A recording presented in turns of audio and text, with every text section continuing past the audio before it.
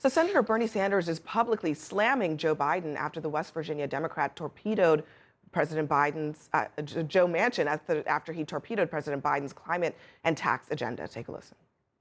You have people like Manchin, Sinema to a lesser degree, who are intentionally sabotaging the president's agenda, what the American people want, what a majority of us in the Democratic caucus want. Nothing new about this.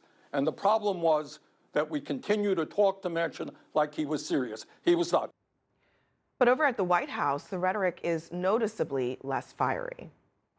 Look, I'm not going to get into the twos and fro's and the back and forth. What I'll say is this, is that the president for some time has been laying out what we need to do on clean energy. That if Congress and the Senate is not going to act on that front, then he is going to take the powers that he has with executive authority and take steps on that front.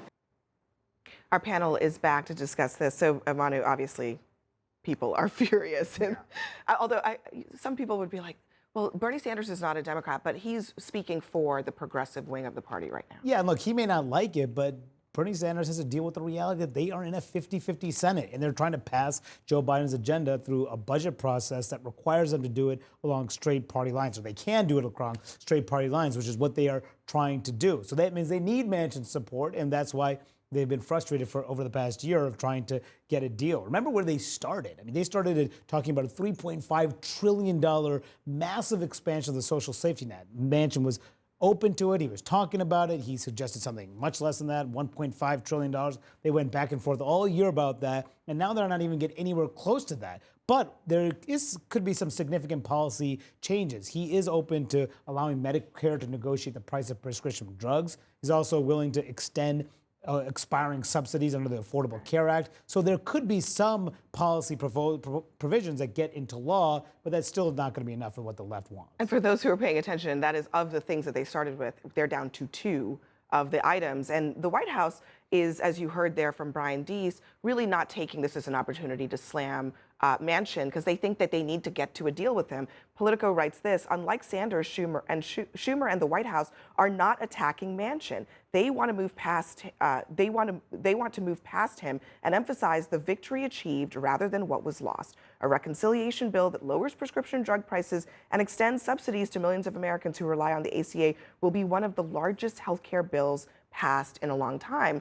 In other words, take the win. Yeah, and expect to hear more of that from the White House and President Biden's allies in the coming days and weeks, where essentially the message is, look, we're focused on what we can get. We are focused on not what's already happened, but what actually is still salvageable. But the reality is that, as Manu just said, there is real frustration. There's real frustration at Joe Manchin, although the White House has long sort of stopped reading out any activities, communications between the White House and Senator Manchin. I think that there's growing frustration that you hear from the base, from Democrats who feel like, well, we know we have a Democratic president in the White House. We know that Democrats control Congress, so why isn't more getting done? Of course, the political reality is what you just pointed out. It is a 50-50 evenly divided Senate. They can't get anything done unless Joe Manchin gets behind and every member of the party gets behind.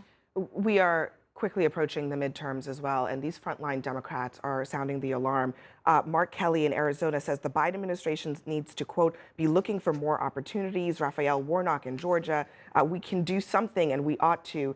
Elisa Slotkin in Michigan, who has been very vocal, saying, what I need is a plan. I am not looking for messaging help. And the reason is because inflation is very bad, and Joe Biden's approval rating is bad and getting worse, it seems. So the stakes are very high for something to get done. Yeah, absolutely. President Biden, I mean, he spent 4 decades almost in Washington before, so he wants to have something deliverable for his members to go back home with. But MJ makes a great point, just this level of frustration from the base, right? The base for the previous 4 years in the previous administration saw all of the deliverables that went toward the former President Trump's base, right? They wanted the same thing out of President Biden, to keep his party in line and on track and unified as well. And then when Manchin goes astray, that kind of adds to the frustration with both him, but also President Biden's ability to unite his party.